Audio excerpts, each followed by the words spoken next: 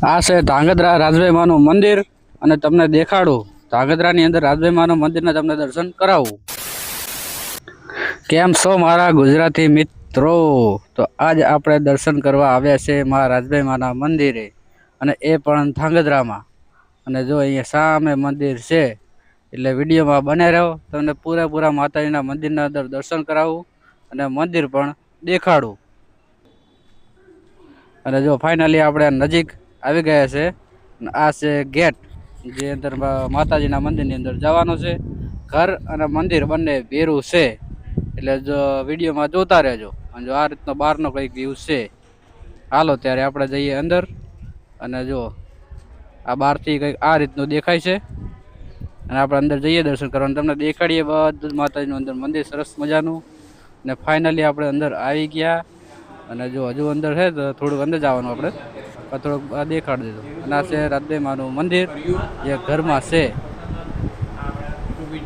અને આ બધો ઇતિહાસ દાદા દેખાડે. જુઓ આ જે ભાઈ છે ને એ અમારા મોટી આ જૂના ફોટા જે પેલા મંદિર પેલાના હતા એ. આ ને આ મામા ફઈને થાય, એટલે આ વ્યક્તિ આપણને સપોર્ટ કરેલો. આ ટાઈપનું મંદિર છે મારા રાજભાઈ માનું. જય રાજભાઈ માં. ઘરની અંદર જ મંદિર છે. જુઓ આપણે ખબર પડી હતી છન્નુની સામે પંચાણુંમાં ખબર પડી હતી. રાજુના ફોટા હે પેલાના મંદિર જે જગ્યા હતું એ જ ના. અને આ પૂજારી પણ એમના દાદા વખતના છે.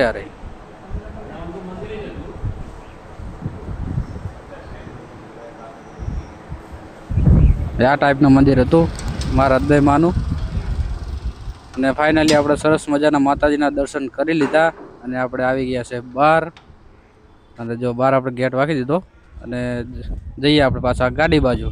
દર્શન કરવાની તો મજા આવી. સરસ મજાનું મંદિર પણ હતું, ઘરની અંદર હતું. અને જો આપણે દર્શન કર્યા હતા એ જગ્યા છે આરી ગેટ, અને લખ્યું છે અહીંયા શ્રી માળી ચિંચોડિયા સોની આદિ સ્થળ, એમનું મંદિર છે આરી સમાજનું. અને ફાઇનલી આપણે ગાડી સામે પાર્ક કરી હતી, જે ગુલાબી રંગની ગાડી છે એની પાછળ.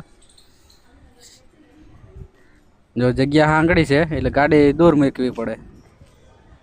અને બાકી આ જૂનવાડી બધું છે અહીંયા. જો પાછળ છે ઘર.